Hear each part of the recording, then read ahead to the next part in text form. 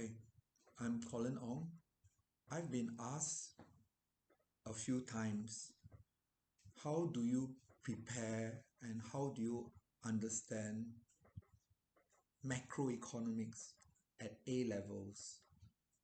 There's so many topics to go through, and the A levels is round the corner. How do you handle macroeconomic essays for A levels? Well, I'll give some advice about how to approach macroeconomics economics essay, not just for SEAB, but for also for CIE and the different exam boards. They're quite similar. For those of you who are new to me, my name is Colin Ong.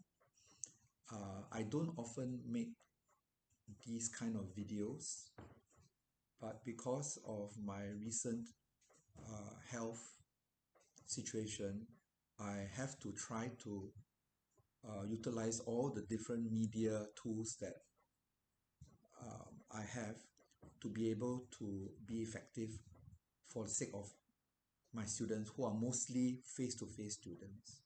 So, where do we start? I feel that for macroeconomics, the idea is very simple. On the one hand, you have communication of what the problem is using definitions, models, and diagrams. So for A levels, that section of it, communication of what exactly is a problem and the current state of economic thinking, we normally use the ADAS diagram. The ADAS diagram. So you have to have a starting, and that should be the ADAS diagram. Of course, for Keynesian, you can use the Keynesian cross, but for now, let's talk about ADAS diagram. So you need to understand the movement of the ADS diagram. The y-axis is the general price level.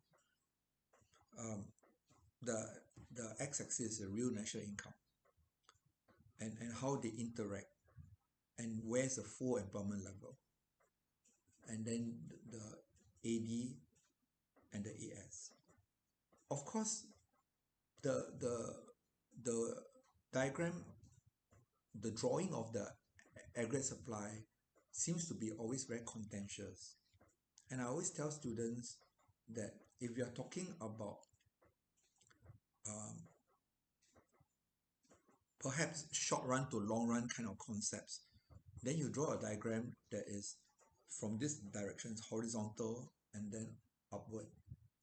If you are talking about short run kind of dynamic kind of movement, all right, without needing to go into inventory and all that, then you move, then you draw the straight ADAS diagram here. So the first thing you need to start with is the aggregate demand, aggregate supply. And whatever the examiner asks you, put it into the ADAS diagram first. Can you put it into the ADAS diagram?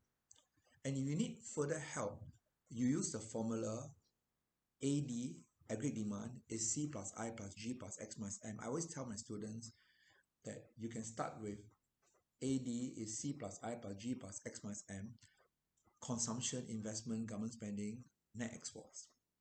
So with this tool, you try to fit in the economic question, the preamble into this first. All right. So that is the communication of it. How do you put the question into that? Then secondly, we call it the current state of economic models. What type of economic models do you have? Do you have the economic model of the J curve? Do you have the economic model of the Marshall condition? Do you have the economic model of how do you measure CPI, Consumer Price Index? Do you have the model of um, the concept of Phillips curve or Lorentz curve? All these diagrams, do you have it in your mind? Okay, do you have it in your mind? So now you have the communication and now the current state. So what you do next is, of course, in macroeconomics, we talk about how um, normally there'll be the role of the government, the role of how the government views it. So um, the role of the government, I call it the ROG, the role of government is what are the current limitations or what are the current focus of and resources that the government has. We call it the ROG. So the ROG states that if you talk about Singapore context, Singapore has no natural resource. Singapore uses exchange rate policy as monetary policy, all that. So it's very specific to the role of the government. And the fourth part is potential solutions. So this is what I feel can be the way in which we handle macroeconomic essays. The communication means the diagrams, the definitions, the current economic models, the role of the government, especially specific to the question, and the potential solutions. Last part, for the exams, normally if they come out a problem in maybe 2022, the solution should come out in 2023.